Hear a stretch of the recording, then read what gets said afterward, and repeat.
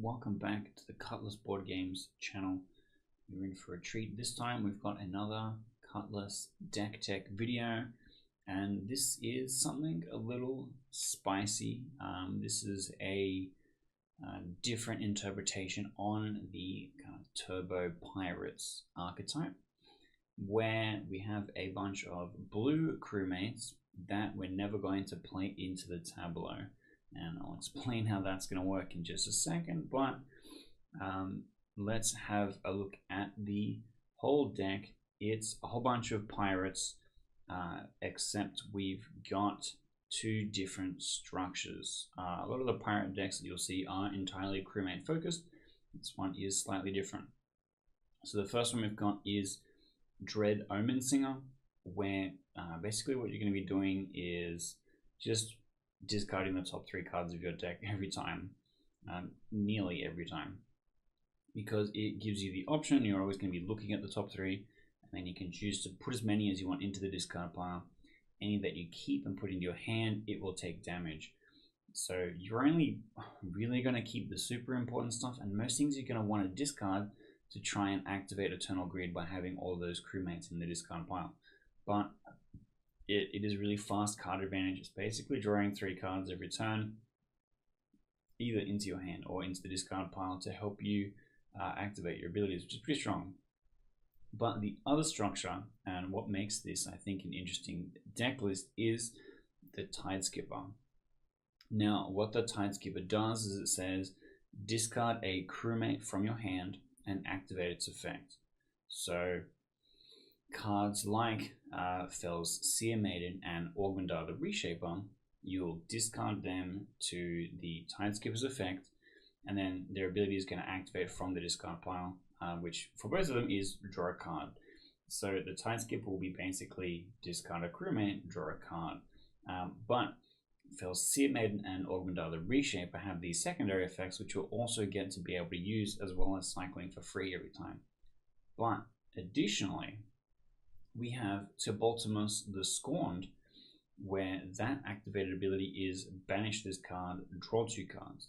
So she will banish it from the discard pile, and then you will draw 2 cards, which pretty good gas-wise, especially when you're just filtering things out. But we also have the Galleon Raider, which is you may discard 2 cards, draw 3 cards. And played into the Tideskipper is going to put a lot of cards into your discard pile and draw you a bunch of cards, which is kind of exciting.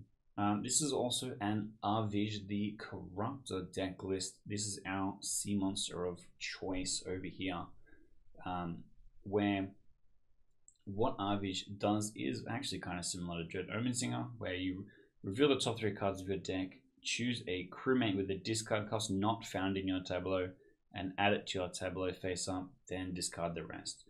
So you're going to be looking at the bunch of the top cards, seeing which ones of them are crewmate that you could potentially add. So if you have a 1-cost crewmate already, you can't pick any 1-cost crewmates, but because you're filtering a lot of stuff for the Tideskipper, you're going to have a lot of choice over what things you are not going to have. So we also have stuff that costs 0. So there's 4 different options of discard costs you could pick from, so it's a pretty good chance to hit. And then the Claim a Treasure clause is if you have Eternal Greed to get treasures that way. We then have kind of the basic treasure getting pirates. We're playing 4 Ambitious Deckhand because it's the most consistent, but also can eat Tybaltimus to help get her online. And we're playing a 1-1 split of Featherfingered Safecracker and Springheeled Looter. Springheeled Looter looks at the top card of your opponent's deck, and if it is not a crewmate, you claim a treasure. So if you're playing against a deck that's all crewmates, you're not going to bother adding this card to your tableau. And Featherfingered Safecracker is similar, where you put 2 cards from your opponent's banish pile into their discard pile to claim a treasure. But if they're not playing events or they're not banishing their own cards, and your Seermaiden isn't kind of activating, then in the same way, there's no point. That's why they're only 1-offs. But it does help you get that treasure count happening. We've also got a bunch of Landlocked Crowsnest and Scarshank Dreadbeard, because the goal is to try and hit that 8 as fast as possible in the discard pile, and then start getting more and more crewmates so that you're acting your tableau multiple times, with the goal of all of the cards in your tableau being of the pirate faction and only discarding your blue cards to the Tideskipper.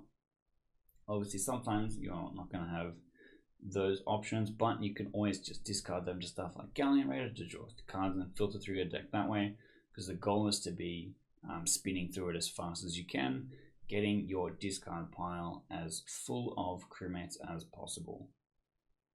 But that is it from this Cutlass deck check. If you're interested in checking out the game, get onto the Discord server. It'll be in the description. You can find the entire print and play set for this game, and you can find instructions on how to get set up on Cockatrice, because you can play the whole game for free online on Cockatrice. We have everything set up on there. And come check it out and tell us what you think. There's a whole bunch of content on YouTube explaining how to play, explaining kind of what's going on, and now some deck building ideas to help get you started. So check it out, and then hopefully we'll see you in the Age of Steel.